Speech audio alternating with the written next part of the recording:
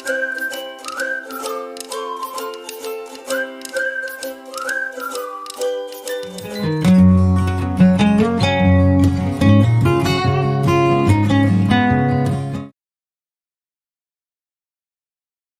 पढ़ेंगे तीसरे एलोपेशिया के फॉर्म के बारे में, जो है एलोपेशिया एरेटा, या इसको सर्कमस्क्रिप्टा भी कहते हैं। अब इसकी डेफिनेशन देखते हैं। Baldness appearing in sharp and well defined patches on the scalp और other hairy parts of the body. ये कहाँ पे होती है? जो भी बॉडी के हेयरी पार्ट्स, ज़रूरी नहीं कि हेड ही है, हेड के अलावा भी जहाँ जहाँ ज़्यादा बाल होते हैं वहाँ पे बाल्डनेस पैचेस देखने को मिलेंगे। मतलब वेल डिफाइंड पैचेस होंगे कि यहाँ ये हेड है तो हेड से यहाँ पे पूरा का पूरा एक पैच है, जहाँ से पूरा हेयर्स गायब है पैच में।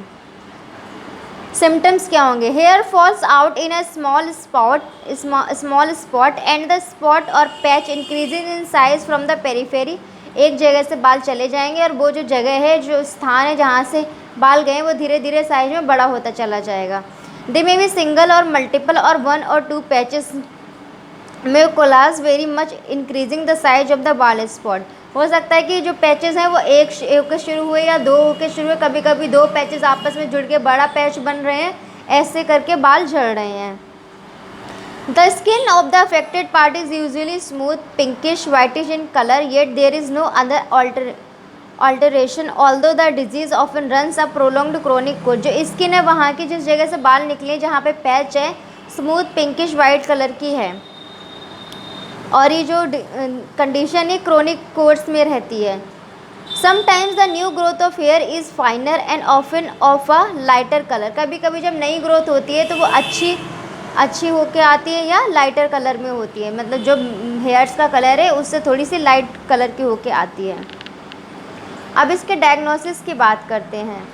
The circumcised patch, the suddenness of its disappearance and the normal condition of the surrounding hairs are diagnostic features। अब डायग्नोस्टिक फीचर्स में मतलब इस टाइप को हम कैसे डायग्नोस्टिक करेंगे? तो ऐसे करेंगे कि जहाँ से हेयर्स है एकदम से वहाँ पे हेयर चले गए और एक सर्कमफ्रेंस है, मतलब वहाँ पे एक पैच बना है। जब भी हमें पैच बना हुआ दिखाई देगा तो हमको समझ जाएंगे बीच बीच में पैच है, मतलब ये एलोपेशिया अरेटा है। Prognosis, the prognosis is always favourable, मतलब दोबारा से बाल आ जाएंगे, फेवरेबल कंडीशन में होती है।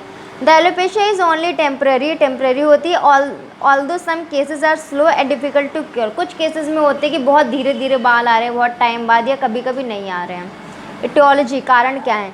There is nothing positively known concerning the aetiology of the disease, although by many authors it is thought to be a trophoneurotic affection and by others a parasitical disease. का कोई main etiology नहीं है, कभी किसी parasitic infection के कारण से हो जाती है, कभी कभी जैसे हमें स्किन में डर्मेटाइटिस हो गई, सोरियासिस हो गई या डैंड्रफ हो गया, बहुत सारी चीज़ों की वजह से भी ये कंडीशन डेवलप हो जाती है।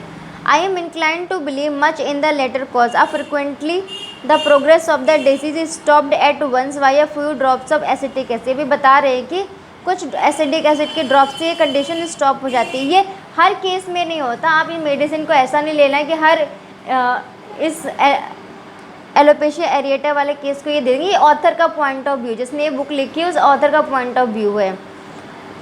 और alcohol upon the part. Besides when we consider progress of the disease involving a row of hairs और rather hair bulbs around the central patch. If it was a trophoneurosis, it would not necessarily confine itself to a round or oval patch or progress the same at the point of the circle. The disease is most frequently met within children of a tuberculent taint, and in Chicago, the majority of these cases came from the Stockyard district.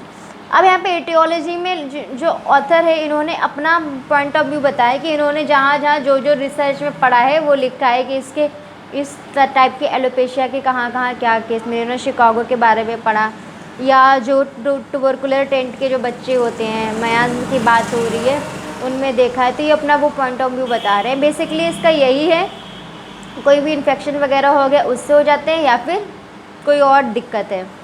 Treatment में the remedies most frequently indicated in the disease are those generally employed in the treatment of tonsurans और tinea सिरसिनेटा।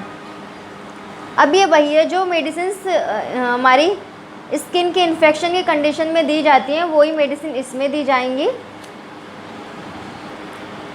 The following remedies of for consideration and given in the order to their therapeutic value in this disease are tube, tailor, stroke, sepia, rheumatoid, sulfur, psoriasis, mark B। अब इसमें ये बताया कि वैसे तो अगर कोई इन्फेक्शन वगैरह है तो उसके हिसाब से इन्फेक्शन की मेडिसिन दी जाएगी, बाकी उसके अलावा आप थेरापेटिक मेडिसिन फॉलो कर सकते हैं। इनमें से एग्जाम्पल थेरापेटिक ये दिए हैं, और उसके अलावा आप अपनी पेशेंट की सिम्टोमेटोलॉजी निकाल के उसका जो इंडिविजुअलाइज्ड मेडिसिन निकलेगी वो उसको देनी है।